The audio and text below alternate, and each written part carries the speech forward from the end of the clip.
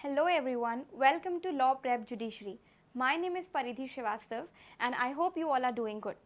So आज हम judiciary की प्रिपरेशन से रिलेटेड एक बहुत इंपॉर्टेंट टॉपिक डिस्कस करने वाले हैं, that is which state to approach for judiciary. Now आपने जिस क्वेश्चन सुना होगा, काफ़ी स्टूडेंट्स को ये क्वेश्चन रहता है कि हम कौन सी स्टेट को फोकस करें. हमारी कंट्रीज़ में इतनी सारी स्टेट्स हैं, पर हम इन स्टेट्स में से कौन सी स्टेट को फोकस करें और कौन सी स्टेट के बारे में हम एक अच्छी नॉलेज गेन करें. अब इसको हम स्टार्ट करने से पहले हमारे लिए ये जानना बहुत इंपॉर्टेंट है कि हमको ये चीज़ स्टेट्स पे हमको अपनी स्टेट फिक्स करनी है कि हमको एक स्टेट रखनी है, 2 स्टेट फोकस करनी है, 3 स्टेट फोकस करनी है. Why is it? अब देखिए, उसका सबसे इम्पॉर्टेंट रीज़न ये होता है कि काफ़ी सारे स्टूडेंट्स मेहनत तो बहुत करते हैं, they give 4-5 hours, generally 10 hours a day वो लोग देते हैं, बट स्टिल उनको रिजल्ट्स नहीं मिलते हैं. और इन सब चीज़ों का होने का एक बहुत इंपॉर्टेंट रीज़न है, वो ये है कि या तो उनकी पढ़ाई करेक्ट डायरेक्शन में नहीं होती है या फिर करेक्ट तरीके से नहीं होती है. और हमारे यहाँ यही एक बहुत इंपॉर्टेंट प्रॉब्लम हो जाती है when we talk about judiciary. Students generally 4-5 states target करते हैं और फिर उनका किसी भी स्टेट में नहीं होता है. इसीलिए आपके लिए इम्पॉर्टेंट हो जाता है कि आप कुछ स्टेट अपने लिए फ़िक्स कर लें. और फॉर एग्जांपल आपने 2-3 स्टेट फ़िक्स करी हैं और उन्हीं स्टेट सेंट्रिक स्पेसिफिक होके आप उन स्टेट्स के लिए प्रिपेयर करें. अब जनरली हम देखते हैं कि हमको कितनी स्टेट पे फोकस करना चाहिए. आई वुड सजेस्ट यू कि आप 2 स्टेट लेके चलें. अब 2 स्टेट्स में जनरली ये होता है कि एक स्टेट होम स्टेट होती है स्टूडेंट की, क्योंकि जनरली एवरीबडी वांट्स कि वो अपनी होम स्टेट में ही जज बने, तो वो एक होम स्टेट होती है. और उसके अलावा जो एक स्टेट होती है वो आप अपने अपने जो मैं आपको भी फैक्टर्स बताऊंगी, उन फैक्टर्स को ध्यान में रखते हुए अपनी एक स्टेट डिसाइड कर सकते हैं. एट मैक्स आपको 3 स्टेट्स लेनी चाहिए. 3 स्टेट्स आर इनफ और आप 3 स्टेट्स पे एक बार फोकस करिए. इससे ज़्यादा आप किसी भी स्टेट पे फोकस ना करिए. One more thing to discuss कि ये 3 स्टेट्स भी ऐसी होनी चाहिए जिनका पैटर्न काफ़ी कुछ सिमिलर हो. नाउ फॉर एग्जांपल आप अगर एमपी लेते हैं और आप एमपी के साथ ले लेते हो डीजेएस, तो इन दोनों का पैटर्न में बहुत डिफरेंस है. तो आप पढ़ाई तो करोगे, आप हार्ड वर्क तो करोगे, बट आपको एक्चुअली बहुत ज़्यादा उसमें आपको देना पड़ेगा. आपको just double the amount of time देना पड़ेगा, क्योंकि एमपी में जो क्वेश्चंस होते हैं वो बहुत कुछ बेरैक सेंट्रिक होते हैं. बेरैक सेंट्रिक ही क्वेश्चंस पूछे जाते हैं, सिमिलरली इन छत्तीसगढ़. हाउएवर डीजेएस में जो क्वेश्चंस होते हैं वो काफ़ी हाइपोथेटिकल क्वेश्चंस होते हैं. तो आप definitely you can prepare for both the states एक ही टाइम पे, बट बस इतना अंतर हो जाता है कि जहाँ आप 4 घंटे दे रहे हो आपको वहाँ 6 घंटे देने पड़ेंगे, क्योंकि थोड़ा सा इनका पैटर्न डिफरेंट है. सो हमने अभी स्टार्टिंग में 2 चीज़ें डिस्कस करी. फर्स्टली कि हमको कितनी एट मैक्स स्टेट फोकस करनी चाहिए, जो कि है 3. Generally I would really suggest you कि आप 2 स्टेट फोकस करके चलो और कंप्लीट अपना स्ट्रैटेजी उन्हीं के लिए बनाओ. सेकेंडली आप जो भी अपने स्टेट्स फोकस कर रहे हो वो सारी स्टेट्स का कुछ ना कुछ पैटर्न सिमिलर होना चाहिए. जनरली जो ट्रियो हम देखने को हमको मिलता है वो होता है MP, Chhattisgarh and RJS Rajasthan, क्योंकि इनका पैटर्न काफ़ी कुछ सिमिलर है. डीजेएस के साथ लोग पंजाब काफ़ी प्रिपेयर करते हैं. ओके, सो हमको एट मैक्स हम कितनी स्टेट्स लेंगे? At max will take 3 states and हम ऐसी स्टेट्स पे ज़्यादा फोकस करेंगे जिनका पैटर्न काफ़ी कुछ सिमिलर हो. एंड ये स्टेट पे हमको फोकस करना इसलिए इंपॉर्टेंट जाता है सो दैट हम जितना भी हार्ड वर्क कर रहे हैं उसका हमको रिजल्ट मिले, because at the end efficiency बहुत इंपॉर्टेंट है. तो in order to be efficient it is very necessary कि हम लोग एक स्टेट, 2 स्टेट, 3 स्टेट फाइनल करें और उसी स्टेट को लेके हम उसी स्टेट सेंट्रिक प्रिपरेशन में आगे बढ़ें.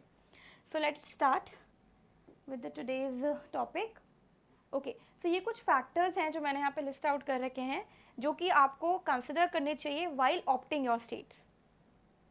सो जो फर्स्ट चीज़ है that is different patterns of exams in different states. देखिए, हर स्टेट का एक अपना पैटर्न होता है एग्ज़ाम्स कंडक्ट कराने का. हर स्टेट में एक अलग तरीके के सेट ऑफ क्वेश्चंस पूछे जाते हैं. हर स्टेट में एक अलग तरीके से स्टूडेंट से एक्सपेक्ट किया जाता है कि वो मेंस के आंसर्स लिखें ना, बिकॉज सारे ही स्टेट्स एक अलग तरीके से आपसे कोई चीज़ एक्सपेक्ट कर रहे हैं, तो you can not fulfil the expectations of all the states, right. तो इसलिए इंपॉर्टेंट हो जाता है कि आप सारी स्टेट्स का पहले देखिए पैटर्न, कि वो स्टेट किस तरीके के पैटर्न के क्वेश्चंस पूछ रहा है, एंड उस पैटर्न को हम पढ़ने के बाद, समझने के बाद अपनी स्टेट फाइनल करें. Let's take for example MP, right. So in Madhya Pradesh they want you कि आप जो आंसर्स आप for example mains answer writing कर रहे हैं तो उसमें दे वांट यू कि आप बेरैक्ट सेंट्रिक होकर आंसर्स लिखें. However, this is not the case in UP. All of us know it. UP में अगर आप सिर्फ बैराक लिख के आओगे you will not fetch any marks. On the other hand MP आपसे ज़्यादा केस लॉज या फिर ज़्यादा कॉमेंट्रीज एक्सपेक्ट नहीं करता है. एमपी जस्ट वांट्स यू कि आप बैराक सेंट्रिक रहें. प्रीलिम्स में भी ऐसे ही रहता है. तो हर स्टेट का एक अपना पैटर्न होता है, टाइप ऑफ क्वेश्चंस होते हैं. जैसे हमने डीजेस के बारे में बात करी, डीजेस में हाइपोथेटिकल क्वेश्चन ज़्यादा होते हैं. तो आपको अलग अलग स्टेट्स के जो पैटर्न है पहले आप वो स्टडी करें और पैटर्न्स के अकॉर्डिंगली आप अपनी स्ट्रेंथ एंड वीकनेसेस देखें. ओके, स्ट्रेंथ एंड वीकनेसेस क्यों देखें? अब हम एक और एग्जांपल ले लेते हैं. फॉर एग्जांपल या एमपी में जो ट्रांसलेशन आता है ना, that is only of 40 marks. Okay, 20 sentences English, 20 sentences Hindi. However जब हम राजस्थान के बारे में बात करते हैं तो राजस्थान में प्रीलिम्स में भी लैंग्वेज आता है, उसके बाद मेंस में तो लैंग्वेज रहता ही है, हिंदी में ऐसे रहता है, इंग्लिश में ऐसे रहता है. तो आपको अपनी स्ट्रेंथ्स देखनी है, वीकनेसेस देखनी है. आपसे हाइपोथेटिकल क्वेश्चन ज़्यादा इजीली और एक्यूरेसी के साथ सॉल्व हो पाते हैं या फिर कंसेप्चुअल बेस्ड जो कि बैराक सेंट्रिक होते हैं. आप उस चीज़ को देखिए, अपनी स्ट्रेंथ एंड वीकनेसेस देखिए एंड देन उसके अकॉर्डिंगली आपको अपनी होम स्टेट चूज़ करनी चाहिए. सो हर स्टेट के पैटर्न को स्टडी करना बहुत इंपॉर्टेंट है और वो स्टेट आपसे क्या एक्सपेक्ट कर रहा है. एज अ स्टूडेंट आपको किस तरीके से पढ़ना चाहिए, किस तरीके से आंसर राइटिंग करना चाहिए, सो दैट आपका जो रियल गोल है वो क्या है, जज बनना है, राइट.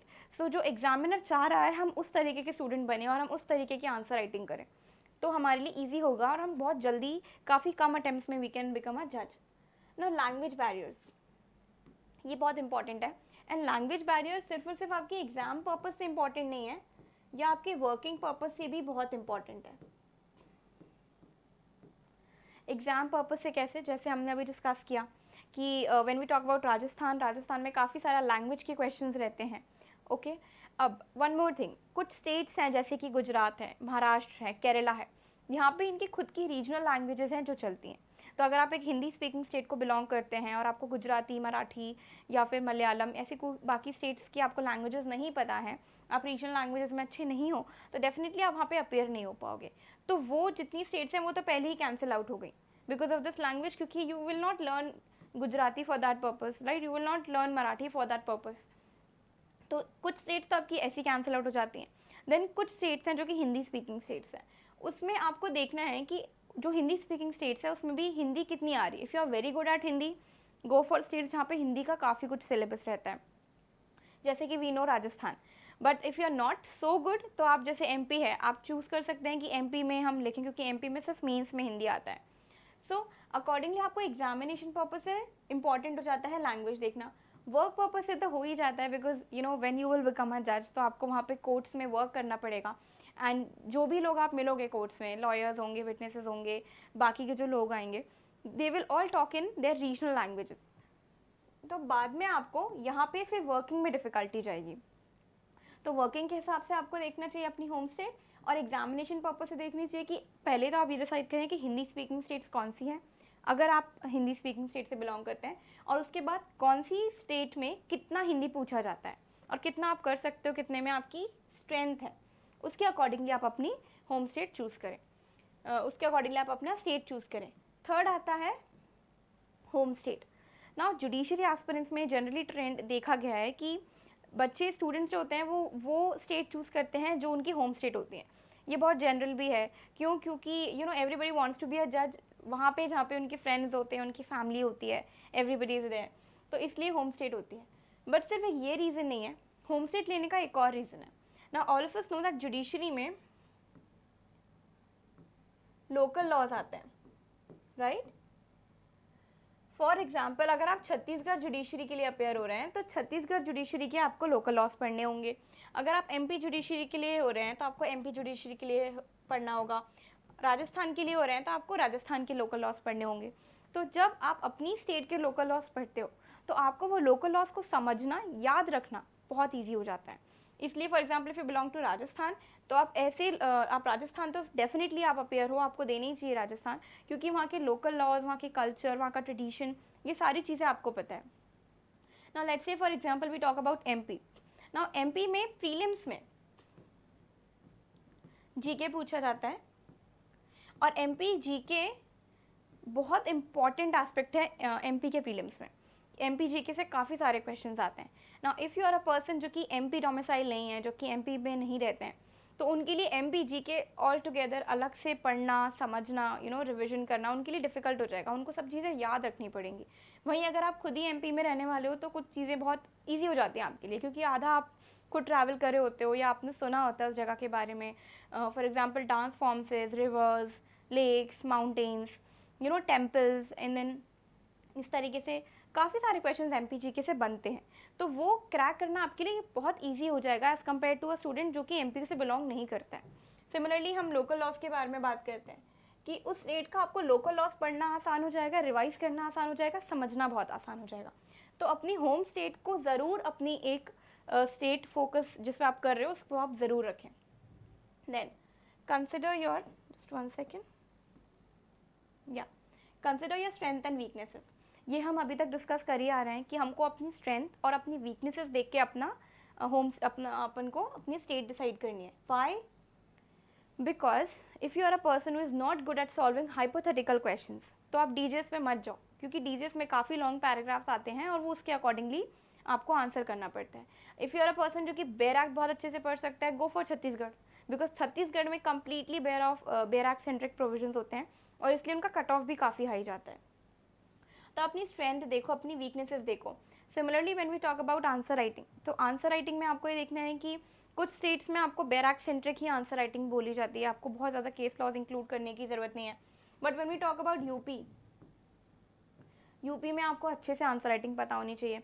सिमिलरली यूपी में अगर आप अपेयर हो रहे हैं तो प्रीलिम्स में आपको पूरा हिस्ट्री पढ़ना पड़ेगा, ज्योग्राफी पढ़ना पड़ेगा, साइंस पढ़ना पड़ेगा, लीगल करंट अफेयर्स तो आपको खैर आजकल सारे स्टेट्स में ही पढ़ना होता है, करंट अफेयर्स, स्टैटिक जीके, ये सारी चीज़ें आपको यूपी में आनी चाहिए। ओके, तो if you are not a person जो कि जीके पढ़ने में बहुत अच्छा है या जीके में इंटरेस्ट नहीं है, या फिर हिस्ट्री, साइंस, ज्योग्राफी आपको इसमें इंटरेस्ट नहीं है, तो डोंट अपेयर फॉर यूपी।